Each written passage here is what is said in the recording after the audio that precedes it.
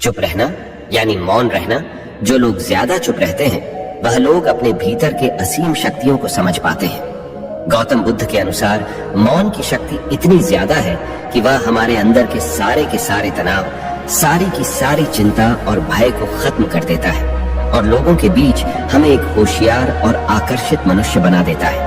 एक बार गौतम बुद्ध अपने आश्रम में अपने सभी शिष्यों को शिक्षा दे रहे थे कि दुनिया की सबसे तेज छुरी हमारी जबान है और दुनिया के सबसे खतरनाक हथियार हमारे शब्द हैं, जो बिना किसी का खून बहाए लोगों को अंदर ही अंदर मार सकते हैं। हमारे शब्द हमारी ताकत हो सकते हैं उसी के साथ, लेकिन यह हमारी सबसे बड़ी कमजोरी भी हो सकते हैं अगर हमें नहीं पता कि कब, कहां और क्या और कितना बोलना है। यदि हम सही समय पर सही इरादे के साथ सही शब्दों का प्रयोग करते हैं तो यह हमें एक सफल व्यक्ति बनाता है। लेकिन अगर हम सही समय पर सही इरादे से सही शब्दों का इस्तेमाल नहीं करते तो यह हमारे जीवन को नर्क से बदतर बना सकता है। तो दोस्तों, आज की स्टोरी के माध्यम से मैं आपको बताने वाला हूँ कि चुप रहकर कैसे हम अपने जीवन को बदल सकते हैं। आपको चुप रहने की शक्ति का एहसास इस वीडियो में होने वाला है। वीडियो शुरू करने से पहले कमेंट बॉक्स में नमो बुद्धाय लिखकर वीडियो को लाइक जरूर करें। तो चलिए शुरू करते हैं। इस कहानी को जापान में एक बहुत ही प्रसिद्ध बौद्ध भिक्षु रहा करते थे। उनका नाम रिसाई था। रिसाई अकेले रहते थे। दुनिया के शोर शराबे से दूर जंगल में वो रहते थे और वह बड़े ही ध्यानी और प्रभु भक्त व्यक्ति थे, इसलिए वह पूरे जापान में बहुत अधिक प्रसिद्ध थे। एक दिन एक राजकुमार रिसाई के पास आया और बोला, हे प्रिय भिक्षु, मैं हमेशा थका हुआ, निराश और परेशान महसूस करता हूँ। मेरा मन बहुत अशांत रहता है। हालांकि मेरे पास सब कुछ है, दौलत, शोहरत, सुख सुविधाएं जो हर व्यक्ति चाहता है या पाने की इच्छा करता है, लेकिन फिर भी मेरे अंदर इतनी अशांति और चिंता क्यों है? रिसाई ने उसकी बात बहुत ही ध्यान पूर्वक सुनी और कुछ सोचने के बाद कहा, तुम इस प्रश्न का उत्तर जानते हो, बस तुमने कभी इस प्रश्न को हल करने की कोशिश नहीं की है। रिसाई ने आगे कहा, मैं एक रिसर्च करना चाहता हूँ, क्या तुम मेरा साथ उसमें दोगे? इस रिसर्च के बाद तुम्हारे जीवन में किसी भी तरह की अशांति और चिंता नहीं रहेगी। ये बातें सुनकर राजकुमार बहुत हैरान था। उसने रिसाई से कहा, बताइए मुझे क्या करना होगा? अपने मन की शांति के लिए मैं कुछ भी करने को तैयार हूँ। राजकुमार की इन्हीं बातों को सुनकर भिक्षु ने कहा, तो फिर आप अगले 15 दिन के लिए मेरे आश्रम में रहोगे और एक सामान्य व्यक्ति की तरह अपना जीवन व्यतीत करोगे और इन 15 दिनों में तुम अकेले और चुपचाप रहोगे, जितना हो सके कम बोलोगे। राजकुमार उस भिक्षु की बातें सुनकर सहमत हो गया। पहले दिन राजकुमार को लगा कि उसका मन सामान्य से अधिक अशांत और विचलित है। उसके मन में तरह तरह के विचार आ रहे हैं थे और वह आम लोगों की तरह जीवन जीने में असहज महसूस कर रहा है। उसे अंदर से बोलने की इच्छा हो रही थी, लेकिन वह चुपचाप रहा। उसके मुंह से एक भी शब्द नहीं निकला, बस वह चुपचाप बैठा रहता। लेकिन रात होते होते उसे अंदर ही अंदर शांति का अनुभव होने लगा। उसके लिए यह अनुभव अजीब था। वह खुद से पूछ रहा था कि वह अंदर ही अंदर इतना खुश क्यों है और उसकी आंतरिक बेचैनी और चिंता कम क्यों होने लगी है। अगले दिन राजकुमार अकेला चुपचाप बैठा रहा और वह प्रकृति को निहार रहा। वह पौधों को, फूलों को, आकाश में उड़ रहे पक्षियों को, वह अपने जीवन में पहली बार यह अद्भुत दृश्य महसूस कर रहा था कि उसके पास कितनी सुंदरता है। वह दिन भर प्रकृति की सुंदरता को निहारता रहता और उसकी ताजगी को महसूस करता रहता। इसी तरह से 10 दिन बीत गए और उसके मन की सारी बेचैनी, सारी हलचल, सारी उथल पुथल और सारा तनाव गायब हो गया। 11वें दिन की सुबह राजकुमार फिर से एकांत में बैठ गया और कुछ ही मिनटों में उसकी आंखें अपने आप बंद हो गईं और वह गहरे ध्यान में चला गया। वह पूरे दिन वहीं पर आंखें बंद करके बैठा रहा और गहरे ध्यान में डूबा रहा। ना कोई शब्द, ना कोई चिंता। राजकुमार भीतर से असीम शांति और आनंद से भर गया। राजकुमार अपने बाकी के 4 दिन इसी तरह गहरे ध्यान में व्यतीत करने के बाद 15 दिन बाद रिसाई के सामने प्रस्तुत हुआ और रिसाई को प्रणाम करके बोला, प्रिय भिक्षु, मुझे उत्तर मिल गया कि मेरे मन में इतनी उथल पुथल और चिंता क्यों थी। मैं जान गया कि मेरा मन इतना अशांत और विचलित क्यों था। रिसाई मुस्कुराते हुए पूछा, बताओ क्या उत्तर मिला तुम्हें? राजकुमार ने कहा, मैं आवश्यकता से अधिक बातें करता था। मैं किसी पर भी अपने शब्द और ऊर्जा व्यर्थ करता था। मैं दिन भर अपने लोगों से फालतू की बातें करता रहता। और फिर उन्हीं के बारे में अकेले में सोचता रहता और ज्यादातर समय नकारात्मक ही सोचता रहता। इस तरह मैं बस अपना समय बर्बाद कर रहा था। ज्यादा बोलने और नकारात्मक सोचने की वजह से मेरा मन अशांत और बेचैन हो गया था और इसी वजह से मैं किसी भी काम को ठीक से नहीं कर पा रहा था, जिसकी वजह से मैं हर काम में असफल होने लगा। और फिर इन्हीं लगातार मिलने वाली असफलताओं की वजह से ही मैं और भी उदास और चिड़चिड़ा हो गया। इन्हीं सभी चीजों की वजह से मेरा जीवन नष्ट हो रहा था। लेकिन यहाँ पर बिताए हुए 15 दिन मेरे लिए पूरी तरह से अलग थे। मुझे कुछ अलग ही एहसास यहाँ पर हो रहा था।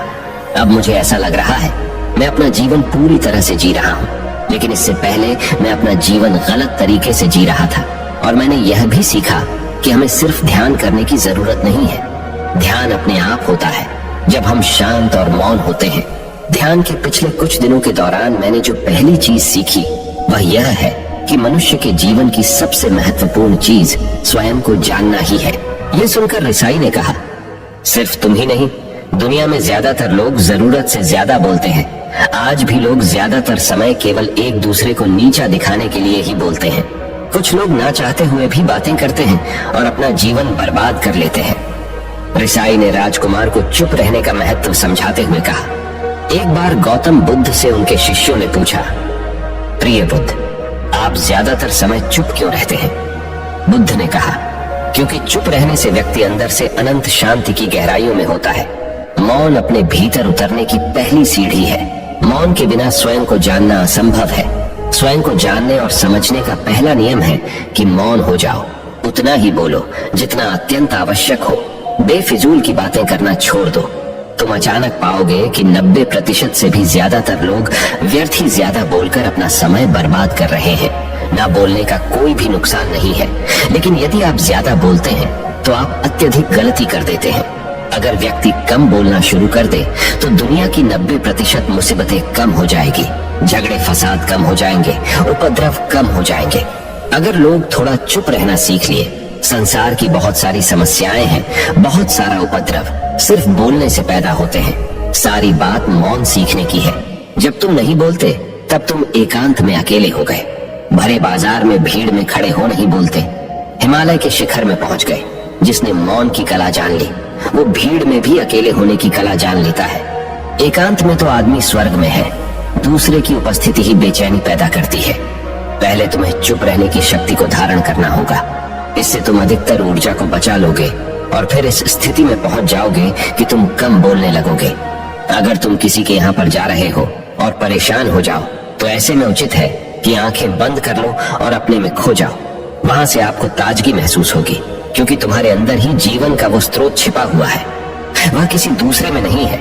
इसके बाद राजकुमार उस रिसाई से पूछते हैं, आखिर कौन हमें अपने अंदर तक लेकर जाएगा? ये बातें सुनकर रिसाई बुद्ध कहते हैं, तुम्हें स्वयं ही अपने अंदर उतरना होगा और वहीं से परम राज्य जीवन का आनंद ले पाओगे। आनंद का यहीं से जन्म हुआ है। यहीं से तुम मौत में डूब जाओगे। यही तुम्हारा सूरज उदय होगा और यहीं से अस्त होगा। इसी प्रकार तुम बार बार इबकी लगाओ। जब भी तुम इबकी लगाकर लौटोगे वहां से तुम पाओगे फिर ताजगी भरी जीवन की नई संपदा मिलेगी। इस नई शक्ति के जन्म होने से तुम्हारी थकान गई, उदासी गई, चिंता गई। जैसे कोई स्नान करके लौटता है तो शरीर शीतल हो जाता है, शांत हो जाता है। ऐसे ही जब कोई भीतर से साफ होकर वापस आता है, मौन में स्नान करके लौटता है, तो समस्त अस्तित्व, समस्त व्यक्तित्व शांत और मौन हो जाता है, आनंदित हो जाता है। जब तुम आंतरिक मौन की उस पराकाष्ठा पर पहुंच जाओगे तब तुम पाओगे कि बोलने से भी तुम्हारा मौन खंडित नहीं होता, वो बना ही रहता है। उसकी एक अंतर्धारा लगातार तुम्हारे भीतर बहती रहती है। तुम बोलते तो हो, तुम शब्द का उपयोग भी करते हो, लेकिन वो तुम्हारे मौन को खंडित नहीं कर पाती। एक बार गहरे मौन में स्थिर हो जाओ, फिर तुम्हारी वाणी में भी मिठास आ जाएगी। तुम्हारा बोलना संगीत पूर्ण होगा, तुम्हारा बोलना सत्य होगा। तुम बोलोगे तो दूसरों पर भी शीतलता छा जाएगी। जैसे ही तुम अंदर से चुप होते हो, तुम इतने शक्तिशाली होने लगते हो कि समाज की निर्भरता तुम छोड़ने लगते हो और तुम्हारे जीवन में एक मस्ती आती है जो केवल दीवानों के जीवन में होती है। तुम्हारे चेहरे पर एक नई रौनक आ जाती है। तुम्हारी आंखें किसी अमृत के समान हो जाती है और तुम अनंत शांति के समुद्र में डूबने लगते हो। इतना कहकर भिक्षु रिझाई ने अपनी बात खत्म की और वो मौन में चले गए। राजकुमार उनका धन्यवाद कर कर अपने महल में चला गया। दोस्तों, आपने भी अनुभव किया होगा कि बहुत ज्यादा बात करने से दिमाग अशांत हो जाता है, जिससे हम अपने दिमाग पर नियंत्रण खो देते हैं और साथ ही अपना ध्यान भी खो देते हैं। जो लोग बहुत ज्यादा बोलते हैं, उनके पास किसी एक काम पर ध्यान केंद्रित करने की काबिलियत नहीं होती। वो अपने किसी भी लक्ष्य पर पूरी तरह से ध्यान केंद्रित नहीं कर पाते। अगर हमारा दिमाग एक जगह केंद्रित नहीं है तो हम जीवन की सच्चाई नहीं समझ पाते और ना ही मनचाही सफलता कभी हासिल कर पाएंगे। इसके अलावा भी आपने देखा होगा कि जो लोग अधिक बोलते हैं वो अक्सर लोगों के बीच हंसी का पात्र बन जाते हैं, और जो लोग कम बोलते हैं और अपनी बात पर कायम रहते हैं उन्हें लोगों से सम्मान मिलता है। लोग उनकी बातों को सुनते हैं और उन पर भरोसा भी करते हैं। जो लोग जरूरत से अधिक बोलते हैं और अपने विचारों के बारे में पक्के नहीं होते, उनका दिमाग स्थिर और विचलित रहता है, शोर से भरा रहता है, और एक अशांत दिमाग वाला व्यक्ति जीवन में किसी भी चीज में सफल नहीं हो पाता, क्योंकि वह किसी भी काम में फोकस नहीं कर पाता। यदि किसी व्यक्ति को यह पता है कि उसे कब, कहां और क्या बोलना है, तो वह व्यक्ति सच में बहुत बुद्धिमान है, और ऐसा व्यक्ति जहां भी जाता है उसका व्यक्तित्व आकर्षण का केंद्र बन जाता है, और वह जो कुछ भी करता है उसमें सफल अवश्य होता है। अगर हम किसी महान और सफल व्यक्ति के व्यक्तित्व को गहराई से देखें तो पाएंगे कि वो कम बोलते हैं और कम से कम शब्दों में अपनी बात खत्म कर देते हैं। वो बोलने से पहले वो चीजों और जिसके बारे में उसे बोलना है उनके बारे में गहराई से सोचते हैं। लेकिन जो लोग बहुत ज्यादा बोलते हैं, बहुत बार वो झूठ भी बोलते हैं और अपनी बातों से दूसरों के मन और विचारों पर कचरा डालते रहते हैं। वह ज्यादातर समय दूसरों की बुराई करते रहते हैं, इसलिए उनके अपने भी उनसे नफरत करने लगते हैं और उनसे बचने की। सभी शिष्यों ने अपनी शक्ति के अनुसार छोटे बड़े ढेर संकल्प लिए और गुरु को अपने अपने संकल्प के बारे में बताकर वहां से चले गए। लेकिन वह शिष्य जो खुद को सबसे अलग और बड़ादा दिखाना चाहता था, वह सीधे गुरु की कुटिया में पहुंच गया और बोला, मैं कोई छोटा मोटा संकल्प नहीं लेना चाहता, बल्कि खुद की ही जैसे एक बड़ेढ़ा और महान संकल्प लेना चाहता हूँ। कृपया आप ही बताएं, क्या संकल्प लेना चाहिए? उसकी यह बात सुनकर गुरु मुस्कुराए और बोले, क्या तुम मेरे द्वारा दिए गए संकल्प को पूरा कर पाओगे? क्या तुम्हारे लिए उसे पूरा करना संभव होगा? शायद नहीं, वह तुम्हारे लिए संभव नहीं है। तुम उसे पूरा नहीं कर पाओगे, इसीलिए तुम खुद ही कोई संकल्प ढूंढो। शिष्य ने कहा, नहीं गुरुदेव, आप जो भी संकल्प मुझे देंगे मैं जरूर उसे पूरा करूंगा। गुरु ने कहा, ठीक है, तो तुम अगले 1 महीने तक चुप रहोगे, मुंह से एक शब्द भी नहीं निकालोगे, यही तुम्हारा संकल्प है। शिष्य ने कहा, गुरुदेव, यह भी कोई संकल्प है? यह तो बहुत ही आसान है, 1 महीने तक चुप ही रहना है। आप कोई बड़ेढ़ा संकल्प दीजिए जो मेरी योग्यता के लायक हो, जिसे पूरा करने में मुझे समस्या हो। गुरु ने कहा, पहले तुम इस संकल्प को तो पूरा करके दिखाओ। शिष्य ने गुरु की बात मान ली और वह उसी समय चुप हो गया और पलटकर कुटिया से बाहर चला गया। उसे चुप रहना बहुत आसान लग रहा था। उसने एक दिन तो जैसे तैसे चुप रहकर काट लिया, लेकिन दूसरे दिन से उसके मन में ना बोलने का बोझ बढ़ने लगा। तीसरे दिन उसे भारीपन महसूस होने लगा और चौथे दिन उसके अंदर एक अजीब सी बेचैनी होने लगी, क्योंकि आसपास आश्रम के सभी शिष्य एक दूसरे से बातें कर रहे थे। वह भी अपना पक्ष उनके सामने रखना चाहता था, उनकी बोलती बंद कर देना चाहता था, लेकिन उसका संकल्प उसके आड़े आ रहा था। इसीलिए वह पूरे दिन सिर्फ मुंह और आंखें बनाता रहता। इसी तरीके से कुछ दिन और बीते और वह शिष्य बीमार पड़ीडीएच गया। उसका सिर फटा जा रहा था, उसका खाने पीने तक का मन नहीं कर रहा था, वह सिर्फ बोलना चाहता था। वह गुरु के पास गया और उनके सामने बैठकर लिखकर उन्हें बताया, गुरुदेव, मैं बोलना चाहता हूँ, बिना बोले मुझे सांस नहीं आ रही, मेरा दम घुटता जा रहा है, मैं अंदर ही अंदर पागल हुआ जा रहा हूँ, मैं क्या करूं? संकल्प तोड़ दूं क्या? ये पढ़कर गुरु मुस्कुराए और बोले, संकल्प तो तोड़ने के लिए ही होते हैं, लेकिन जो अपने संकल्प को पूरा कर लेता है वही अपनी आंतरिक शक्ति को बढ़ाता है, और जो अपनी आंतरिक शक्ति को बढ़ा लेता है वह समाज और जागृति की राह पर आगे भी आज जाता है। संकल्प का लेना भी तुम्हारे हाथ में था और इसे तोड़ना भी तुम्हारे ही हाथ में है। तुम्हारे बहुत से भाई अपने संकल्प को तोड़कर अपनी पुरानी दिनचर्या पर वापस आ चुके हैं। अगर तुमसे नहीं हो पा रहा तो तुम भी संकल्प तोड़कर अपनी पुरानी दिनचर्या पर वापस जा सकते हो। लेकिन याद रहे, अगर आज तुम इस छोटे से संकल्प को नहीं संभाल पा रहे तो तुम अपनी बाकी की पूरी जिंदगी को कैसे संभाल सकोगे? बाकी फैसला पूरी तरह से तुम्हारे हाथों में है। गुरु की यह बात उस शिष्य के दिल में चोट कर गई। वह बिना कुछ बोले वहां से वापस चला गया और खुद को अपनी कुटिया में बंद कर लिया। वह केवल अपने जरूरी कामों के लिए ही कुटिया से बाहर निकलता, बाकी सारे समय कुटिया के अंदर ही बैठा रहता।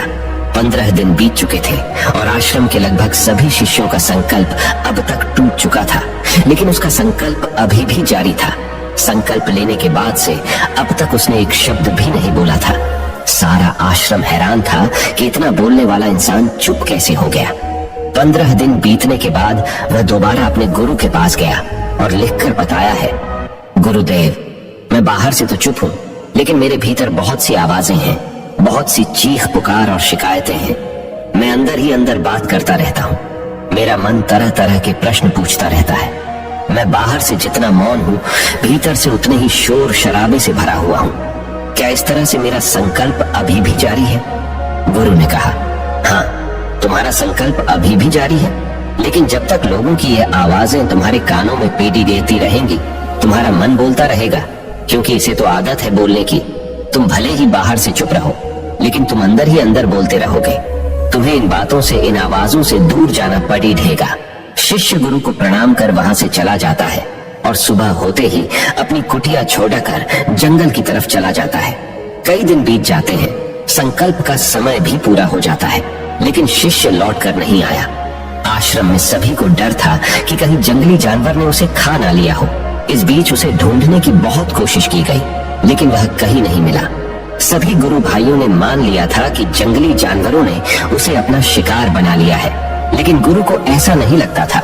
एक दिन आश्रम का एक अन्य शिष्य गुरु के पास आया और बोला, गुरुदेव, हमारे उस अधिक बोलने वाले भाई के साथ क्या हुआ होगा?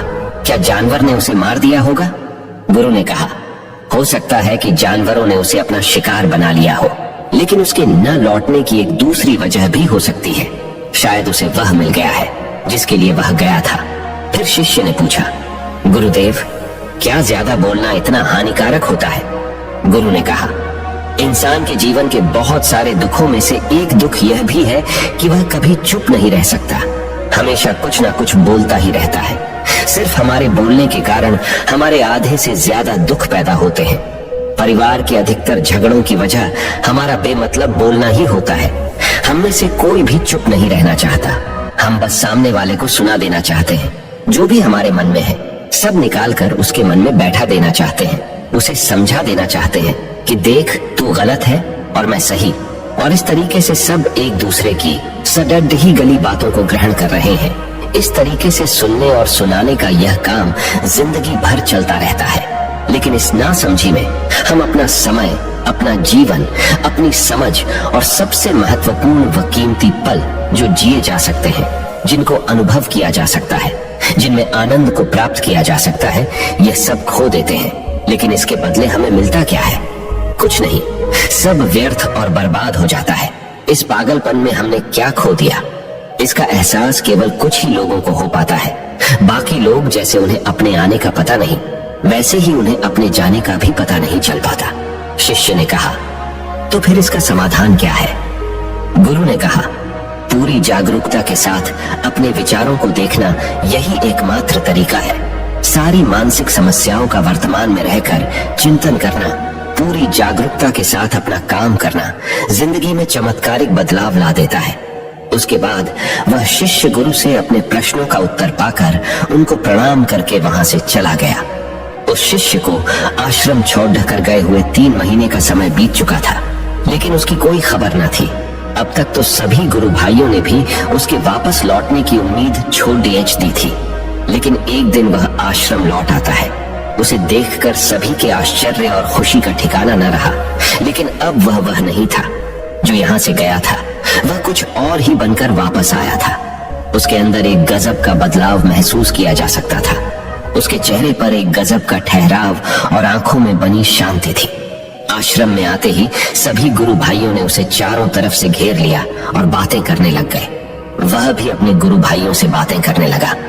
उससे बात करने वाले सभी ने यह अनुभव किया कि अब वह पहले जैसा उतावला और बातूनी नहीं रह गया था। उसके मुंह से एक एक शब्द बहुत ही सुलझे हुए और मधुरता के साथ निकल रहे थे।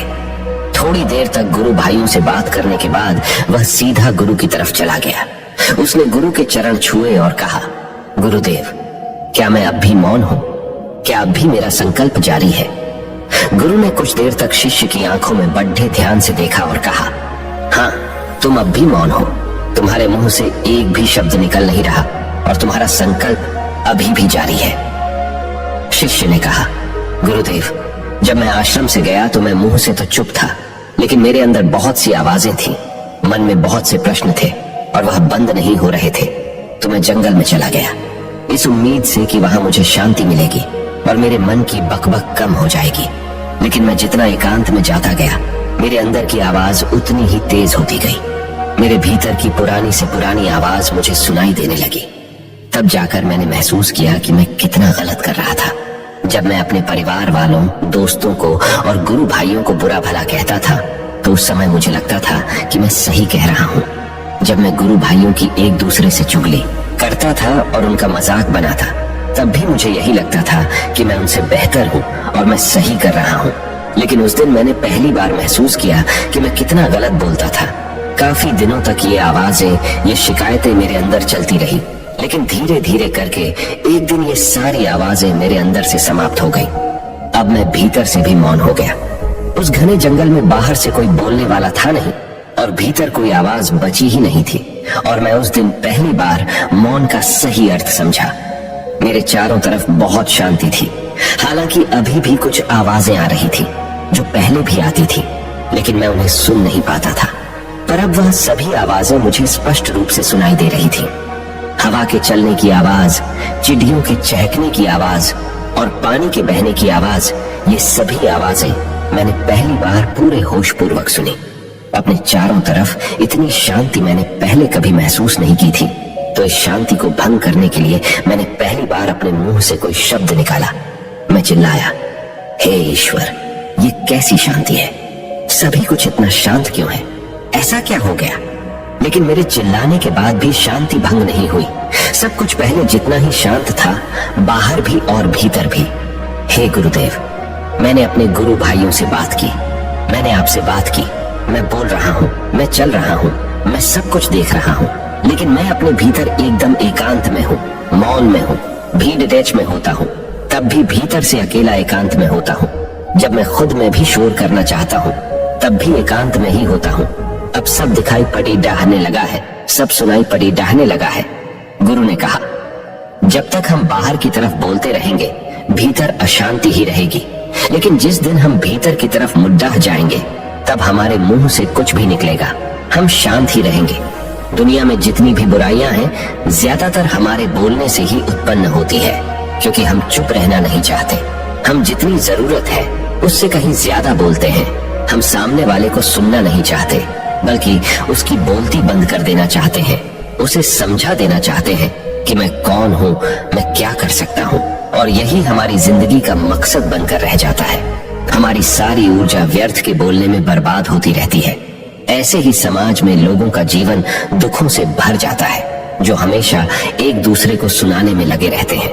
कभी एक दूसरे को सुनना नहीं चाहते, समझना नहीं चाहते, और चुप रहना तो उन्होंने कभी सीखा ही नहीं, क्योंकि चुप रहना उन्हें छोटा महसूस करवाता है। दुनिया की सभी लड़ाइयों का कारण हमारा बोलना ही है। इसलिए हमें सिर्फ उतना ही बोलना चाहिए जितना जरूरी हो, क्योंकि व्यर्थ का बोलना ऊर्जा को नष्ट करना है। और यह बोलना ही हमें कभी अपने भीतर की ओर लौटने नहीं देता, क्योंकि यह हमें बाहर की ओर खींच कर रखता है। और बाहर है ही क्या इस संसार के अलावा। लेकिन अगर अपने भीतर के संसार की ओर मोड़ना है, तो इस मुंह को बंद ही रखना चाहिए। इसीलिए जितने भी बुद्ध हुए, आत्मज्ञानी हुए, वह सभी एकांत की ओर भागे, ताकि उन्हें ज्यादा न बोलना पड़ी डीहे, ज्यादा सुनना न पड़ी डीहे। वह एकांत में रहे और शांत रहे, इसीलिए आसानी से भीतर की यात्रा कर पाए। लेकिन अगर कोई चाहे तो इस संसार में रहकर भी एकांत में रह सकता है, शांत रह सकता है। लेकिन इसके लिए उन्हें अपनी ऊर्जा बचानी होगी, जिसे वह अब तक अपने व्यर्थ के शब्दों में बर्बाद कर रहे थे। दोस्तों, इस कहानी की सीख यही है कि व्यर्थ का बोलना ऊर्जा को नष्ट करना है। ज्यादा और व्यर्थ बोलना ही हमें अपने भीतर की ओर लौटने नहीं देता, क्योंकि यह हमें बाहर की ओर झुकाए रखता है। और जिन्हें भीतर की यात्रा करनी है उन्हें अपने मुंह को बंद ही रखना चाहिए। मुझे उम्मीद है कि आपको यह कहानी पसंद आई होगी और काफी कुछ सीखने को मिला होगा। कहानी के बारे में अपने विचार आप हमें नीचे कमेंट बॉक्स में कमेंट करके बता सकते हैं। नमो बुद्धाय।